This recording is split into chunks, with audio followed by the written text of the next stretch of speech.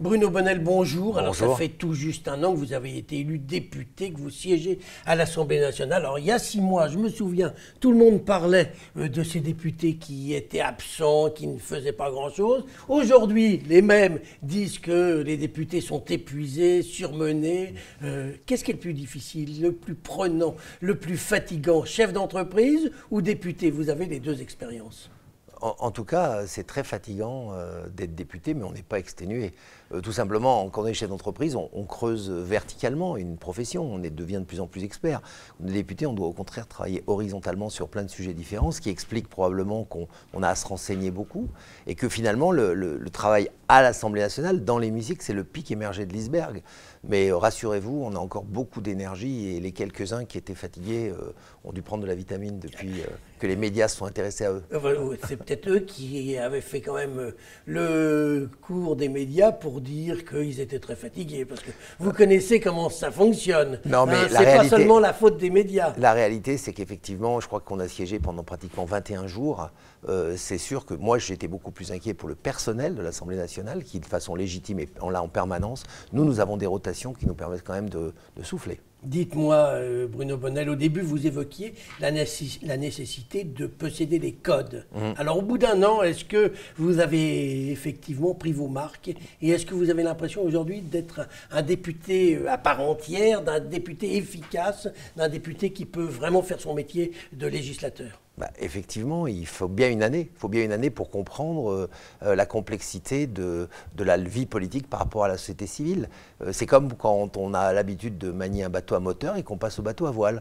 Donc aujourd'hui, nous sommes bien plus en maîtrise de ces codes et on peut commencer à faire des propositions. Moi, je crois beaucoup qu'il y aura un deuxième souffle après l'exécution du programme pour lequel nous sommes tous réunis sous La République En Marche. On va avoir un deuxième souffle où les experts de l'Assemblée nationale, j'ai par exemple créé le cercle des entrepreneurs députés, vont participer de façon plus active à la construction de la loi et des projets futurs. Alors, vous parlez du cercle des entrepreneurs députés, je crois que vous êtes une cinquantaine, mais une cinquantaine qui viennent tous de La République En Marche. Vous êtes sectaire, parce que quand on est député, justement, j'imaginais, entrepreneur comme vous l'êtes, que vous vous intéressez aussi aux entrepreneurs qui peuvent siéger dans d'autres groupes. Eh bien, vous ne croyez pas si bien dire. On a commencé avec les gens de La République En Marche, et là, on est en train d'ouvrir, mais on va même plus loin, puisqu'on invite dans nos réunions, en tant qu'entrepreneur député, chaque député vient avec un entrepreneur. D'ailleurs, s'il y a des entrepreneurs de la région qui veulent venir avec moi aux prochaines réunions, où nous discutons justement des sujets de loi, pour ne pas rester hors sol, nous venons accompagner d'un député, ou d'un entrepreneur, ou d'ailleurs d'une entrepreneuse.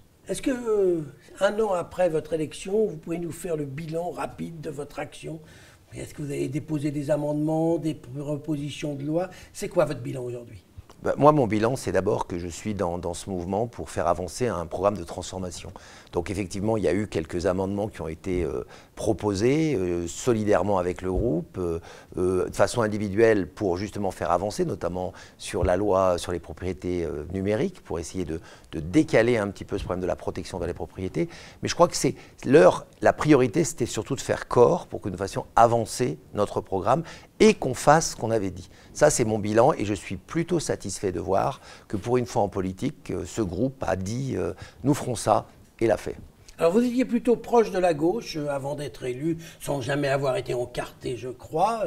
Qu'est-ce que vous pensez aujourd'hui de ceux qui disent que le gouvernement mène une politique qui n'est pas assez sociale et que Macron est le président des riches ? Écoutez, moi je leur réponds, il est le président des riches d'idées, d'audace, d'ambition, et on a un cap. Non, c'est pas des mots, ça veut dire qu'on a un cap. Le cap, c'est d'essayer de transformer notre pays par rapport à la réalité du monde. Quand on construit une maison, on commence par faire des fondations. On voudrait déjà être en train de prendre un bain dans une salle de bain carrelée, alors qu'on est en train de monter les murs. Donc avant de regarder le doigt qui monte la Lune, gardons la Lune en tête de mire, c'est-à-dire gardons notre cap. Et je pense qu'après un certain nombre de mesures qui pourraient être qualifiées, entre guillemets, de droite, ou en tout cas libérale, la notion de protection est aussi au programme et on aura comme ça des bords à droite, des bords à gauche. L'important, c'est de garder notre cap. Vous, en tant que spécialiste de la voile, vous savez très bien qu'on ne va pas toujours immédiatement dans la direction qu'on vise, quand on vise un cap. Oui, on ne peut pas aller directement face au vent, il faut tirer des bords. Exactement, et on est obligé de tirer des bords parce qu'il faut convaincre, parce qu'il y a des courants, parce qu'il y a des vagues, parce qu'il y a des moments, et je pense qu'on fait face aussi à des aléas internationaux. On voit bien en ce moment la crise de l'Europe, donc l'Europe reste un objectif fondamental. On voit que dans certains pays c'est compliqué, donc il va falloir jouer avec. Bruno Bonnell, avant de nous quitter, j'ai une petite question locale.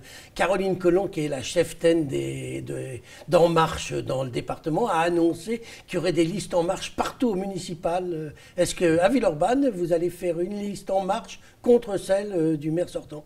Je suis persuadé qu'il y aura une liste En Marche à Villeurbanne. On verra Sans bien qui accord l'amènera. avec les socialistes? On verra bien comment cette liste s'organise. En tout cas, je pense qu'il est fondamental que les mouvements En Marche aillent jusqu'au municipal. Et tête de liste? C'est-à-dire un En Marche qui serait tête de liste? Peut-être qu'il y aura un En Marche tête de liste, on verra au moment. Mais c'est pas fait encore. En tout cas, rien n'est décidé par avance. Vous savez, il ne faut pas partir trop tôt, c'est comme le surf, on risque de prendre la vague sur la figure. Bon, eh bien, on attend que vous en sachiez plus, Bruno Bonnell. Je vous remercie. Merci.